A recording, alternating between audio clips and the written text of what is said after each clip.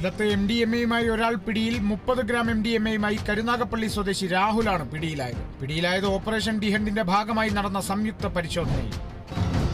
തിരുവനന്തപുരം നെയ്യാറ്റിൻകരയിൽ പാറ പൊട്ടിക്കുന്നതിനിടെ പാറക്കഷ്ണം തെറിച്ചു വീണ് ഹിറ്റാച്ചി ഡ്രൈവർക്ക് പരിക്കേറ്റത് കിളിമാനൂർ സ്വദേശി ജിജോയ്ക്ക്. ഗുരുതരമായി പരിക്കേറ്റ ജിജോയെ മെഡിക്കൽ കോളേജ് ആശുപത്രിയിൽ പ്രവേശിപ്പിച്ചു.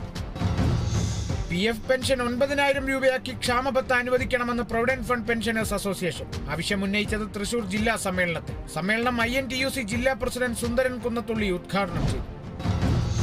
ഭൂമി കയ്യേറ്റം ഒഴിവാക്കുന്നതിന് സർക്കാർ വകുപ്പുകൾ ബന്ധപ്പെട്ടും ഭൂമി സംരക്ഷിക്കാനുള്ള നടപടി സ്വീകരിക്കണമെന്ന് തൃശൂർ ജില്ലാ വികസന സമിതി യോഗം ചേർന്നത് ADMT മുരളിയുടെ അധ്യക്ഷതയിൽ. കയ്യേറ്റമുണ്ടായതായി ശ്രദ്ധയിൽപ്പെട്ടാൽ സമയബന്ധിതമായി പരിശോധിച്ച് നടപടി സ്വീകരിക്കണമെന്നും നിർദ്ദേശം.